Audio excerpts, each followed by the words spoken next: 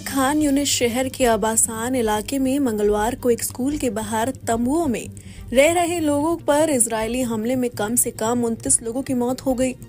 Israeli कार्रवाई में गत 27 जून से अब हमास के 150 से अधिक लड़ाके मारे जा चुके हैं। गाजा में युद्ध विराम की कोशिशों के बीच इजरायल ने मंगलवार को सीरिया में हिजबुल्लाह के ठिकाने को निशाना बनाया। दक्षिणी गाजा के खान यूनिस शहर के आबासान इलाके में मंगलवार को एक स्कूल के बाहर तंबुओं में रह रहे लोगों पर इजरायली हमले में कम से कम 29 लोगों की मौत हो गई। ये जानकारी हमास द्वारा संचालित गाजा सरकार के मीडिया कार्यालय ने दी है। हमले के बाद बड़ी संख्या में लोग पलायन कर गए।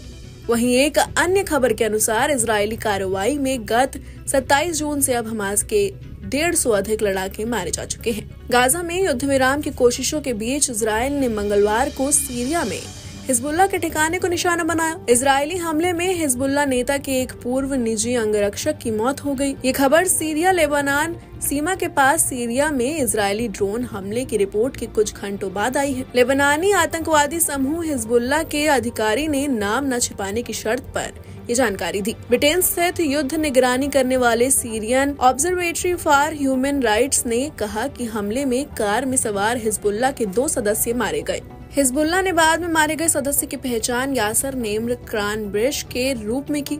हालांकि उसकी मौत के विवरण को उजागर नहीं किया। गाजा में युद्ध विराम को लेकर मध्यस्थों के बीच वार्ता बुधवार को दोहा में फिर शुरू होगा।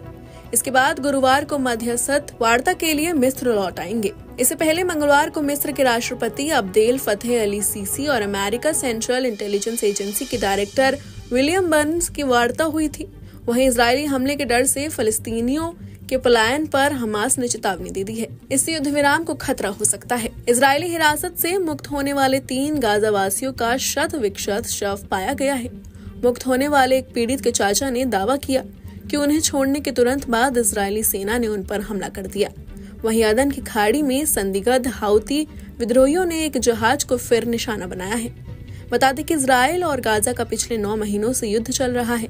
इस युद्ध में अब तक हजारों लोगों की जान जा चुकी है। दोनों तरफ से कैद किया गए बंधकों को तो रिहा किया जा रहा है, लेकिन युद्ध पर विराम नहीं लगा है। जारी इस युद्ध के बीच हाल ही में पीएम नेतन्याहू ने मामूली शर्तों के साथ गाजा में युद्ध रोकने के संकेत दिए थे।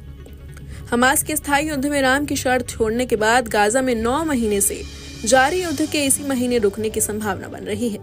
हमास ने अमेरिकी राष्ट्रपति जो बाइडेन के 3 चरणों वाले शांति प्रस्ताव को स्वीकार कर लिया है। इससे अमेरिका के घनिष्ठ मित्र इजरायल पर शांति प्रस्ताव को मानने का दबाव बढ़ गया है। 100 से ज्यादा बंधकों की रिहाई के लिए देश में रोज हो रहे प्रदर्शनों से भी इजरायल सरकार दबाव में है।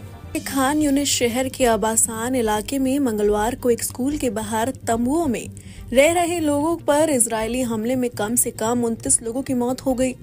इजरायली कार्रवाई में गत 27 जून से अब हमास के 150 से अधिक लड़ाके मारे जा चुके हैं। गाजा में युद्ध विराम की कोशिशों के बीच इजरायल ने मंगलवार को सीरिया में हिजबुल्लाह के ठिकाने को निशाना बनाया। दक्षिणी गाजा के खान यूनिस शहर के आबासान इलाके में मंगलवार को एक स्कूल के बाहर तंबुओं में रह रहे लोगों पर इजरायली हमले में कम से कम 29 लोगों की मौत हो गई। ये जानकारी हमास द्वारा संचालित